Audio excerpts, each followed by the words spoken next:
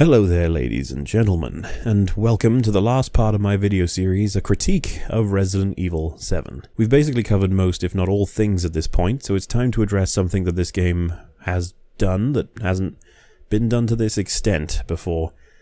Well, not at least in my experience.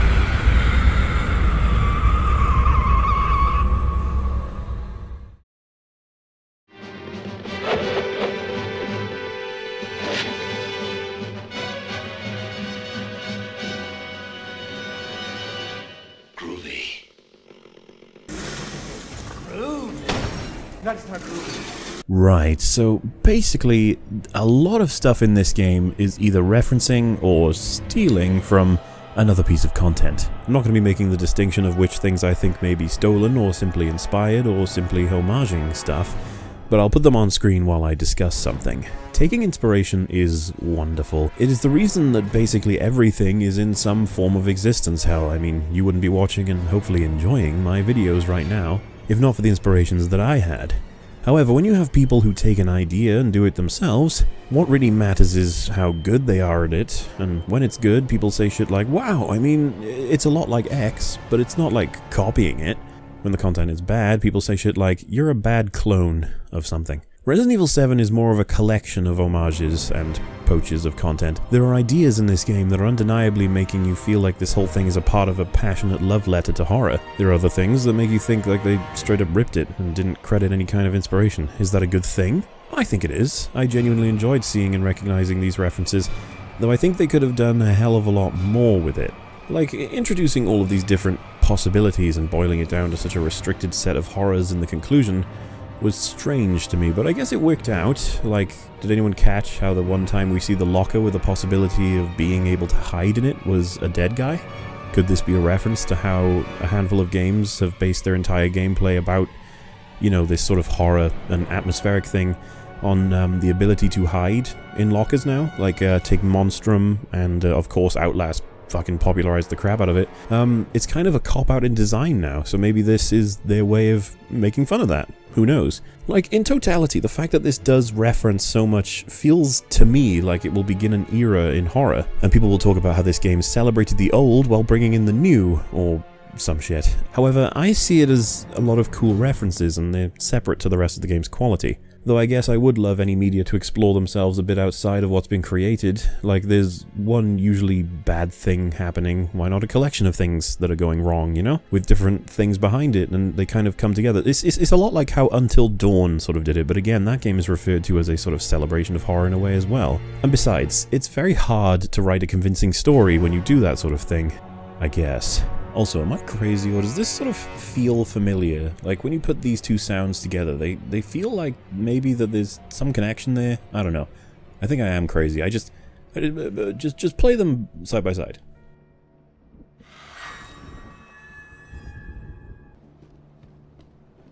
Ethan, it's okay. You know what I mean? Like, one of them is obviously different to the other, but it just feels similar. I don't know what to say. Personally, I think it was a cool idea, and when I was initially playing this game on my stream, I was trying to point out what I considered to be references or inspirations. It was sort of a fun thing to do, especially on a stream, for someone who is such a horror fanatic, let's say. Is it meaningful outside of personal experience? Is it valuable? Probably not, but most people would say it's pretty fucking cool. Now, I should probably attempt some justification of my assumption that this game has taken some inspiration from PT. It is fucking clear that Amnesia was a major inspiration to this game and others, but PT is more complex. PT, as an evolution, was focused on hyperrealism, subtlety, and the supernatural. The first being the focus on photorealistic graphics and the lack of almost any kind of interface. The second being a lack of changes to the level and the environment as you progress, being incredibly placid at first glance, but not quite that way as you move through. Finally, the third portion is the supernatural, and that part should be pretty clear, with a strong Japanese influence, stuff like The Grudge, The Ring, etc. Was this new? Was this original? God, no. It is a natural evolution, but it felt very fresh and very terrifying.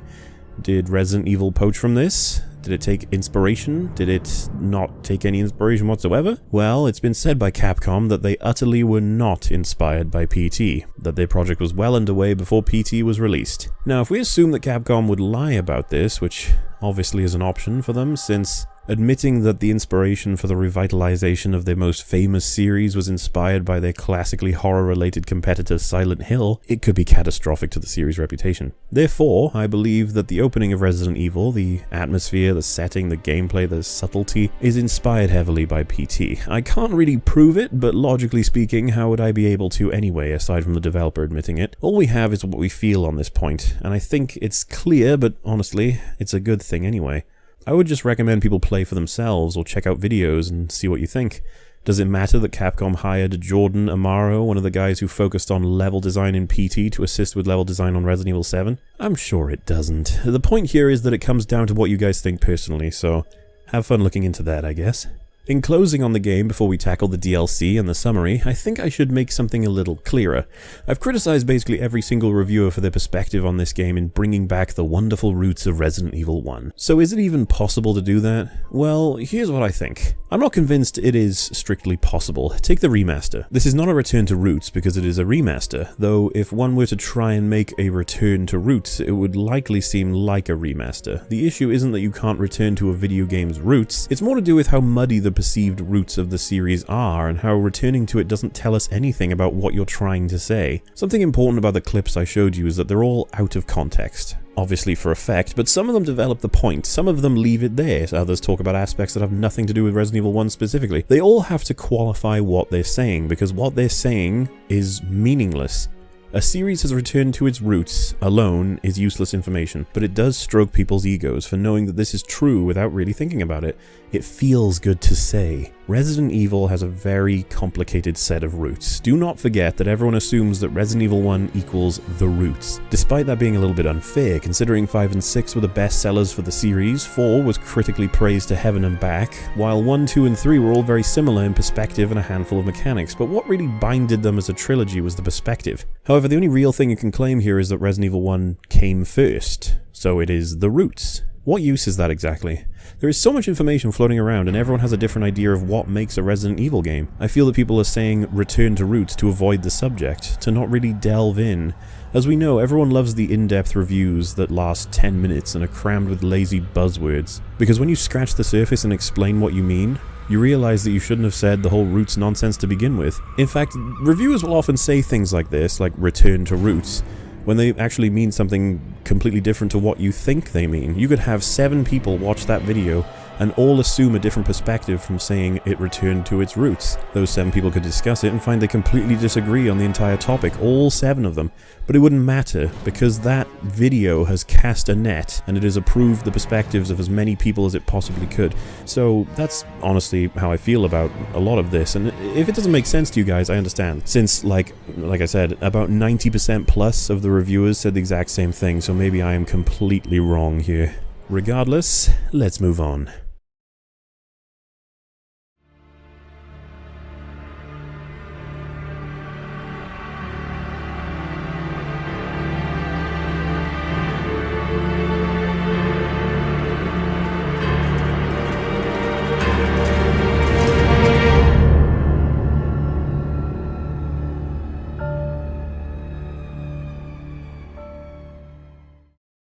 So the DLC is straight up overpriced. I'm not even going to cover that any more than that. It sucks. It should be about half the price that it is. Well, I don't mean the DLC sucks. I mean the price sucks. It sucks. That's too much money, man. Let's tackle the most meaningful content in the DLC, and that is the Daughters segment. Daughters is a brief look into the Baker family just a little before they first encounter Evelyn and Mia. We get a bunch of solid scenes to give us a look into the family and see them for who they are. Jack, the caring yet assertive family father just trying to maintain the household. Marguerite, the loving wife and mother who is more concerned with everyone being comfortable than with what is actually going on.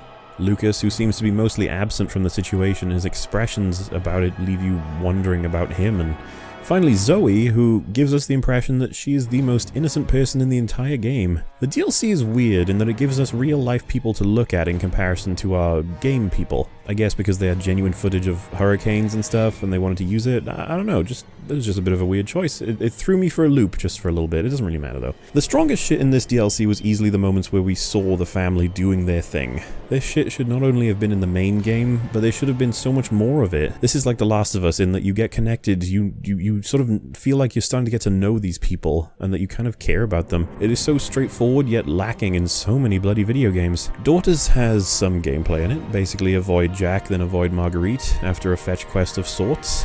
It's a repurpose of the map we already have in the main game. Overall, the message of the DLC seems to be the Bakers were victims too, and it would have been so much better in the main game.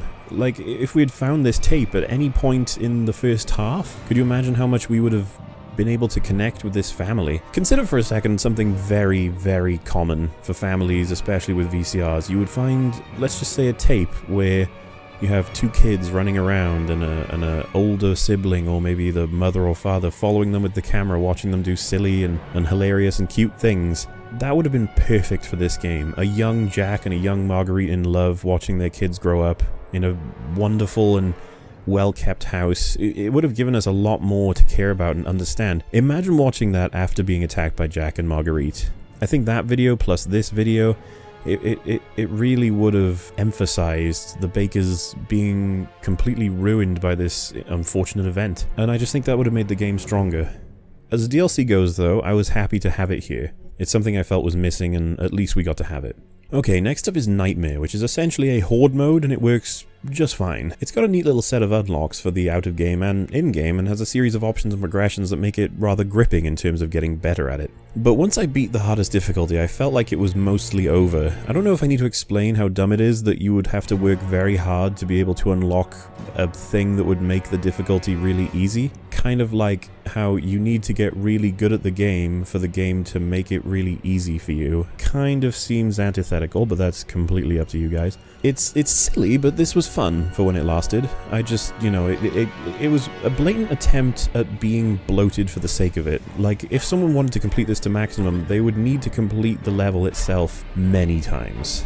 And that's even on the hardest difficulty, many times. And that seems to be sort of a running theme with this DLC, but we'll get to that. Righto then, we have the puzzle DLC, which is obviously a strange way to refer to it, but it's fucking good. It's an exercise in thinking outside of the box, once again, similar to the puzzle in the original game. In fact, this is the kind of thing I would expect to be in the DLC. I liked it. It was a solid thing that was going on, though I think the game was a little bit harsh in that you can be arbitrarily punished based on the luck of the cutscene sort of thing. Like, even if you have the room in perfect order, when Marguerite comes in to check, you can be damaged in one of her crazy visits because she's pissed off by Jack or something like that. And to be honest, you need every hit you get in that level. You get, I think, 3 in total. You're able to take damage 3 times, that sort of thing, before you completely reset. I really do like the dynamic of the sort of, like, being an ill child with your breakfast being brought up to you, though I will say that the crazy shit you do to escape makes little to no sense. Like, why in the hell is all of this stuff set up the way it is? It's sort of one of those moments where you just have to go, okay, let's just forget about questioning things like that. Which, I mean, you could apply to the whole game, like I said, but yeah, the game's trying to get you immersed, so I don't know about that. Who am I to judge? Honestly, just an entertaining piece of DLC, though it doesn't really have any replay value. I mean, some people might feel as though they like to play it again just to see if they could get through it again, but you know, there's not much reason in playing it again. Next up is 21, or Blackjack, which is so fucking frustrating. I beat the thing on the hardest difficulty so that I knew it was actually beatable, and my god, it was bloody ridiculous. Not to mention extremely boring. The trump cards that you're provided are about the only thing that keep the game interesting, and the game expects too much of you in terms of the achievements, or just enough if you consider this the sort of thing that you would love to have to do, but it kind of requires about infinite hours, and not because you need to put in the time, but because you're gonna get unlucky a lot. I wish I could say I liked this DLC, but Jesus goddamn Christ, it was annoying as fuck. When I approached the last boss of the hardest difficulty, I very happily was able to create a scenario in which he was going to die, only to have him pull a card I'd never seen before that did something that changed the odds just a little bit. Oh my.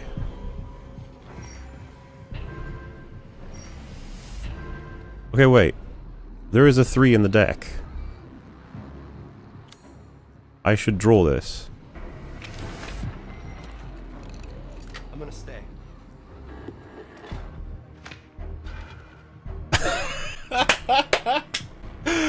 Yeah! That's how you play this game. That's what they do. That's a thing. Good job.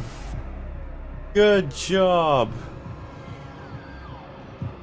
All that work we just did, counting and maintaining. Cancel this round and begin a new round instead. Okay! As you say, it is a fucking joke of a difficulty. Poorly designed to have players believe they're down on their luck when the enemy players draw exactly whatever cards they're supposed to have in those scenarios. There's a guy who has like infinite shield trump cards. There's a boss that pulls, you know, the 2 cards that he needs every single turn to basically make it so that you're going to die if you don't have the right trump cards every turn. I was really disappointed, but I did finally beat him and shared the opinion of my stream that we just never wanted to play that shitty mode ever again. Which is unfortunate because visually the thing was entertaining, and who doesn't love cards? I would say that maybe they should look into a multiplayer for this, since that would be fair, right? Because you're going to be getting the similar odds with the player, as opposed to fighting AI that has loads of benefits. Seriously though, the theme of this DLC is arbitrary time spent. If you haven't spotted that yet, you will in a minute. The next DLC is Ethan Must Die. This was ridiculously difficult. It's like, it's sort of like a roguelike system that involved a randomized set of items for you to use based on boxes that would spawn with a randomized value. You make your way through the mansion on a linear track, doing the best you can to defeat the enemies as you go. They pull out every trick in the cheat book for this mode. You get insta-killed randomly from explosions, enemy spawns, tripwires, etc. You're sent right back to the beginning every time, so your frustration limits will be tested. Overall, I found it engaging in terms of a challenge. I wanted to beat it, but honestly, I wouldn't have been able to continue if not for the fact that I was getting somewhere constantly. Like, you know, pushing it forward ever so slightly each time, making me feel like, you know, oh gosh, I'm actually making progress. But I honestly consider it pretty poorly designed. It's based entirely on you remembering patterns. Some may find that good design, but they would be wrong. Something being hard because you've got to remember spawns and crap like that, it's just cheap as all goddamn hell. Don't even go there. Regardless, it'll take most quite a while to get through this little mini-game, and it will take a hell of a lot out of you just to receive an achievement, which to me, it was so fucking insulting. When you finally defeat Marguerite after hell itself, it just pops up in the side, and you're like, oh, thanks, game. I know half of you are probably saying like, well, what do you expect? I don't know. I don't know. Maybe someone to come to my house and give me an award. One of those things, you know, just to make it a little bit easier. Okay, and the final DLC is Jack's Birthday, where you feed him while running around the house trying to extend your overall time and beat the highest scores to unlock more shit to make it easier as you go. It's a ridiculous mode that has so much stupid shit all over it. I can see people absolutely adoring it. You won't do very well until you've learned every map item placement, as well as unlock all the extra shit you have to learn combos as well, and I immediately decided I would play a couple of these levels, but I had enough of this DLC, just the whole of it at this point. The good thing about this DLC is that it combines a hell of a lot of gameplay genres using assets solely from the game it's in. We have Horde, Puzzle, Prequel, Card Game, Rogue, Arcade. It is honestly really fucking cool, and I really didn't expect it, but the most and really only meaningful content was Daughters. And I just wish there was more of it. I'm just picturing that video with, like, you know, a young Zoe and Lucas playing with Jack, and you know, doing some kind of like, you know, like piggyback ride, and Marguerite laughing while filming it. Like, that would have been perfect, guys. It would have stung me more than anything to know that these are the people we're having to kill now. And to be honest, the Daughters DLC, it was so quick, and it was so, like, you get like 2, maybe 3 scenes of actual character, and they're very short. We knew this happened from notes and recollection from other characters as well. It was sort of pointless as a DLC in a way. It did, however, show the wasted potential of what we could have had, so that's something. Not to mention that Zoe was not given the development she so sorely needed. They just sum her up with a few lines trying to sound meaningful after she spends the game just asking if people are around. It's a little bit sad in my opinion. However, I did get some good entertaining moments out of the DLC. I simply wouldn't say it was worth the money. Was the full game worth the money? I would say so, despite a lot of my criticisms. Combine it with the DLC and I would happily say yes, but that's not the world we live in. Regardless, I think it's time to start wrapping this all up, folks. Obviously there's another DLC coming, the free one with Chris spearheading it, but I may have to make another video for that.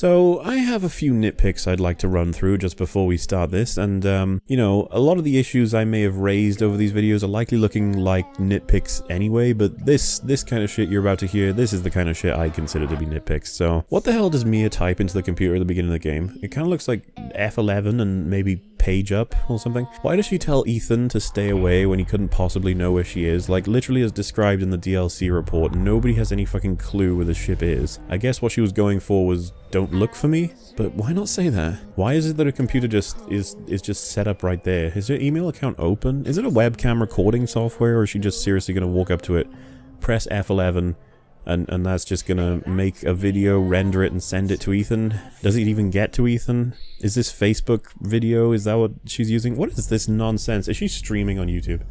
Why didn't you just take the lamp off, or put something else on? Move it with your hand.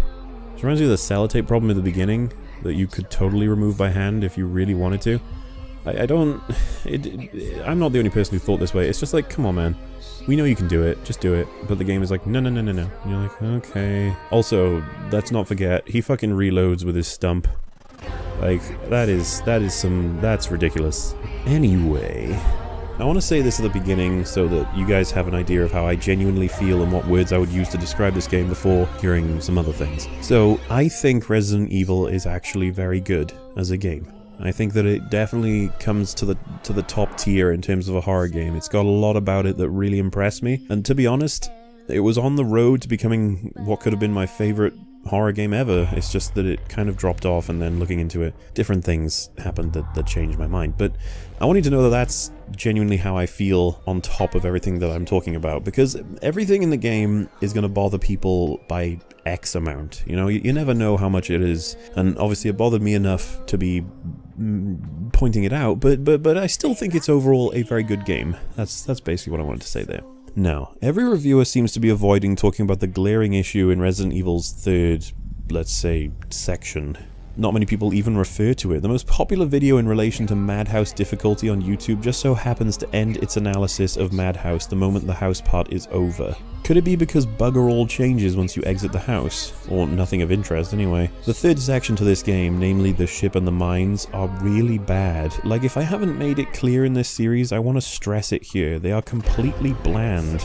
Honestly, an embarrassment to the rest of the game, and it smells fucking rushed. In fairness, the game can smell rushed, pretty much. Tastes rushed. I don't know, senses are telling me that it's rushed. The game not only feels like a classic Resident Evil, it has all the mechanics in puzzles, levels, items, etc., and nostalgic moments you'd expect from a Resident Evil game. Much like what Doom did for Doom, Resident Evil 7 did for Resident Evil. This is the Resident Evil I've been waiting for 14 years! I'm glad they finally went back to the roots this time. Look, just stop it.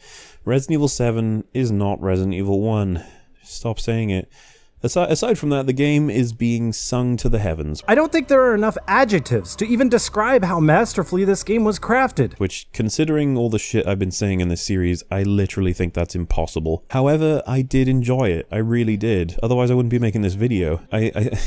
I think the game is pretty neat and deserves a seat in the horror genre as well as a seat in the you should play this category. Honestly, like, when I began doing this video, after I played it for the first time, I was expecting to say that the game is actually pretty incredible, I guess I could use the word for that. And that the ending part didn't really bother me because I was trying to speed through it my first time around because I wanted the game to end. I was happy. I was content with the content, but we didn't quite get that, especially on further playthroughs where I realized I should start soaking in the third part of the game, and oh dear, that's no fun. But seriously, look at the fucking clickbait on YouTube, even in the long-form reviewers style. This isn't even for reviews that are just over 10 minutes to get the ad revenue. Look at this. Resident Evil 7 blew my mind, and here's how. Resident Evil 7 is secretly genius, the art of horror and devious design. Resident Evil 7 is brilliant, and here's why. Resident Evil 7 is more important than you might think. Fucking cringe. You are never gonna see this stupid shit from me, but that may be why I won't be growing that fast on YouTube. So though I'm not sure what it spells for the future, nor do I know how else I should qualify how I feel about it. Ultimately, most people do a number, and I can't be fucked to do that since it's a retarded thing to do in fucking terms of telling someone how you feel about content. Therefore, I will say that you guys probably know how I feel by going through this series, and that I want Resident Evil 8 as much as I want good horror games to come out. This game has a lot of comments about its phenomenal immersion. I think if immersion was to be argued objectively, this game does not follow the boxes to be ticked, if you know what I'm saying. It seriously does subjectively. The sheer amount of inconsistencies, plot holes, and genuine insanity in this game should be enough to put even the most mundane of people right off the immersion scale. However, people felt immersed for themselves and are making it the established truth, and that you will be immersed if you play it. It's not quite true. I would say this game would definitely immerse the average person almost like a guarantee at the beginning, but there are just a couple of things that start to knock you out of it, you know, and again, I'm not going to go into them here, but I don't like how much it's being sold as just the objective truth. It's kind of like, I would honestly swing, especially by completion of this game, I would swing in the direction that it's more non-immersive than immersive. It's more like you're like, oh, I am definitely playing a video game right now. One last thing about this game that I think at this point should be clear. There is a serious desire to extend the replayability in artificial ways. Almost like they were desperate to not be a, you know, just one campaign playthrough sort of thing. The artificial and weightless choice that is shoehorned into the game and provides a very artificial split in the narrative. This makes people feel like they need to play the game again to get the other ending, or at least load an older save, which gets them essentially the exact same game with a couple of minor changes. So, what is it doing exactly? Well, it's extending the life of the game. Madhouse being different at the beginning to hook you, but completely peters out by the end, almost like it gets people really revved and you can have plenty of people talk about it, but then they didn't really have to, you know, put much effort in towards the end of the game, so that, you know, because people they're already playing it at that point, and besides, most people seem to block out the third part of the game when talking about it anyway, so that works just fine. How about locking Madhouse before completing the game? A lot of people would say that they would like to play the game on the hardest difficulty straight off. I'm one of those people. But the game locks it unless you, I believe, completed the demo for the true ending or you pre-ordered the game, which is just a strange reward for something like that. The 6 different DLCs being, you know, completely different experiences, and 4 DLCs containing some incredibly drawn-out unlock systems, or just a difficulty that forces you to be in it for a long time, that have you completing them on their respective hardest difficulties to be able to unlock all of their features. Basically, they wanted you to spend as much time in their game as possible, and they employed a lot of shitty tactics to make it happen. So, all in all, I think all that's left to say is I hope you enjoyed my series. If you're interested in my work, I would suggest watching my 8-hour dissection into Soma and Amnesia, comparing and contrasting them with about as much evidence as I could find that I was able. The reason it's 8 hours is because I literally go as in-depth as you could possibly imagine. I mean, well, not as possibly, but a lot of people, you know, don't tend to make videos that are in-depth that last longer than an hour, and this series, well, it took a while, and honestly, if you liked any kind of content from me in this series, then I think you may very well enjoy that series. So there's a link on screen right now that'll take you to part 1, and well, let me know what you think of it, if you check it out. Now, this set of 5 videos took very, very long to make because I've tried balancing it with real life stuff, and I really want to keep making videos that are sort of long form and analytical. So all I can say is that I now have a Patreon. You know, that thing that's meant to support up-and-coming content creators that mainly supports the high rollers of YouTube?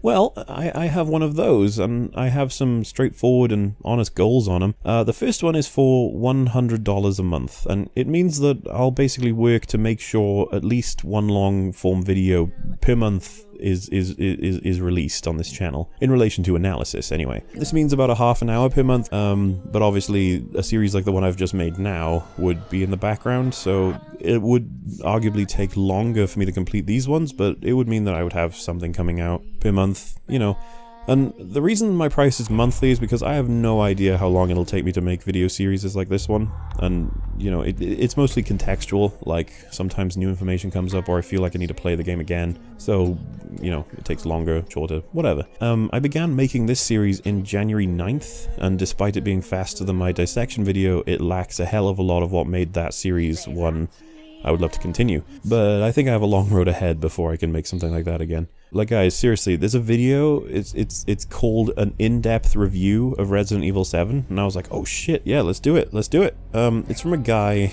that I'll just not name for the sake of being a nice person, but he played the game once.